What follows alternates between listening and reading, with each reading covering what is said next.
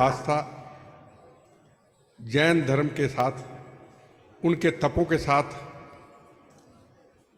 उनका दिन रात त्याग के साथ जो मातृभूमि के लिए, मानवता की रक्षा के लिए, पूरी दुनिया के अंदर, विश्व के अंदर शांति के लिए जो नंगे पांव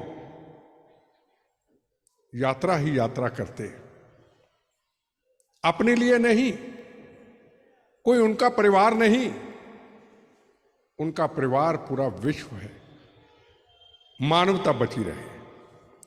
अभी दिनेश जी के ससुर जी थे, मुझे उन्होंने कहा वो भी संत बन चुके, मैं कहा मुझे कभी दर्शन करा दो। अब दर्शन करने का मौका मिलता रहता है, पिछली बार नहीं हुआ, उसके बाद हुआ, कहते कहीं आसपास हैं, पर उनके पास मोबाइल नहीं है, उनके पास घड़ी नहीं है, कैसे पता करे। पता किया, एक स्कूल था पाली से पहले, बड़ी मुश्किल से हम वहां पहुंचे तो पता चला वो पानी लेने गांव में गए हैं, गर्मी के दिनों में वापस लौटे, उनके चरणों को नमस्कार किया, उसने अपने चरण ऊपर किए, भगवान की कृपा हुई, आवाज आई, ये चरण उसलिए ऊपर किए, आपने जो कष्ट हैं, आपने जो को पाप हैं, वो यहीं छोड़ जाओ, मेरे जो तप हैं, मेरा आशीर्वाद ले जाओ। कितना बड़ा त्याग, कितनी बड़ी आपके लिए दिन रात पाठ तपों में रहना।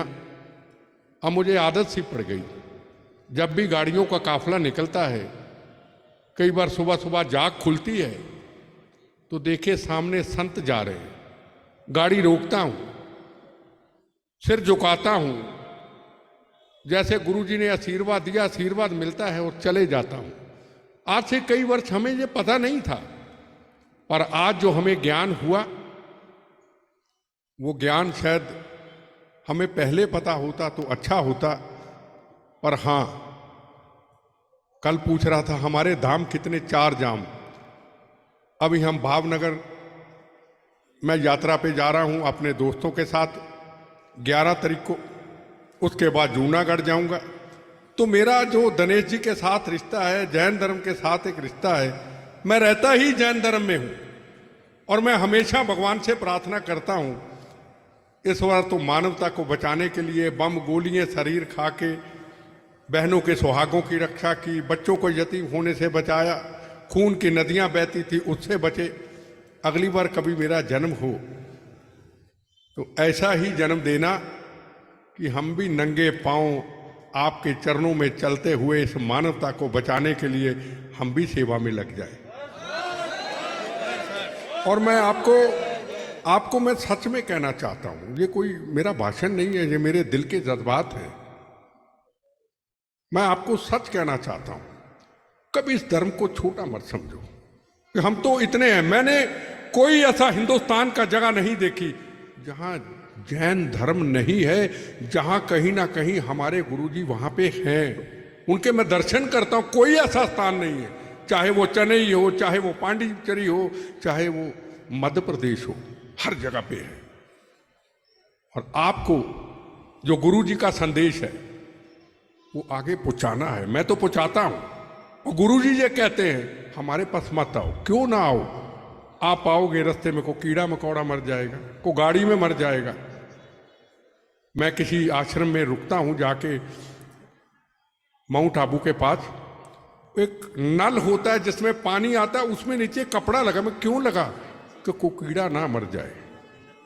और क्या सीखा मैंने इन बरसातों के दिनों में, जब हम वॉक करते हैं तो कीड़ों की, हजारों कीड़ों की एक लाइन चलती है, रुक जाता हूं। अरे पैर अगर चला गया, पता नहीं कीड़े कितने कीड़े मर जाएंगे।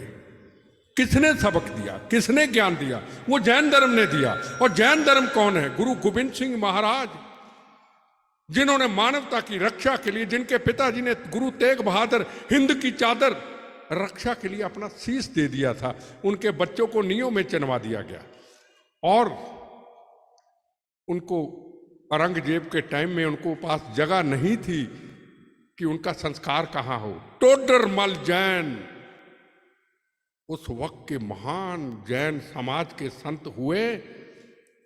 राजा कहने लगा अशफरियां लूंगा तो खड़ी होके लूंगा।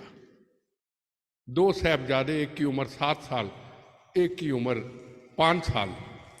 अशफरियां दी। उस टोडरमल जैन ने कितना बड़ा इतिहास। हम सिख समाज के लोग जैन समाज का कर्जा कभी चुका नहीं सकते। अगर वो टोडरमल जैन ना होते तो उनका संस्कार कहाँ होता, गुरु गोविंद सिंह महाराज की उन पत्नी का संस्कार कहाँ होता। इतना बड़ा इतिहास। तपों से दान, सेवा, लंगर, मानवता, दवाइयां, कोरोना काल, हर जगह पे जैन समाज खड़ा रहता है। ये मेरा अनुभव है।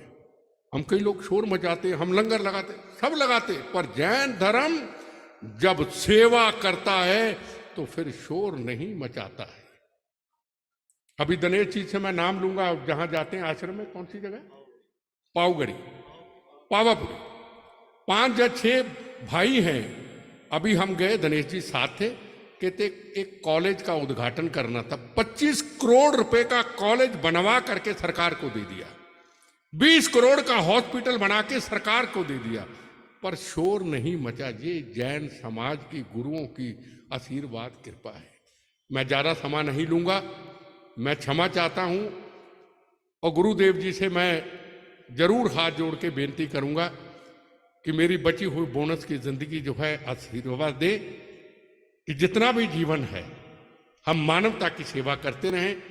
आपके संदेश को घर घर, गली गली, जैन समाज में नहीं, अगर मेरे अंदर आ सकता है तो हर कौम, हर मजहब के अंदर वो संदेश पहुंचाना है कि ये देखो समाज तपो जपो से नंगे पांव चलना, गर्मी हो, सर्दी हो, छाले पड़ जाते हैं, इससे बड़ा कुछ नहीं त्याग हो सकता। मैं नमस्कार करता हूं। जय महावीर, जय जिलेंद्रा, जय। मंजीत सिंह जी, आपका बहुत बहुत आदरपूर्वक आपको स्मरण करते हैं। आप देख रहे होंगे इस व्यक्ति को जिसने अपने 2 पांव बम के धमाकों में खोए, लेकिन दिल के जज्बातों को कोई बम समाप्त नहीं कर सका। तन को चोट पहुंची लेकिन दिल और मजबूत हो गया।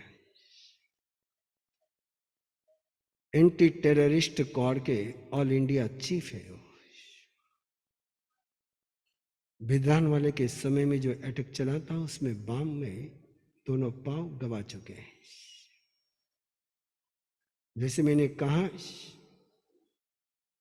कोई इनके पांव छीन सकता है लेकिन जज्बात नहीं छीन सकता है। उसकी झनक आपने उनके मुंह से सुन ही ली। हम सिख भूमि की यात्रा कर करके आए और जो जज्बात इनके होते हैं, जो गुरु भक्ति इनकी होती है, मैंने एक बार जिक्र किया था आपसे कि होशियारपुर के पहले हम एक सिख परिवार के फार्म हाउस पर रुके थे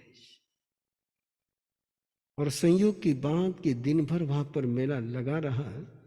3 बार प्रवचन किया और तीनों ही बार आने वाली पूरी जमात का भक्ति भावपूर्वक एक ही परिवार ने सेवा करी।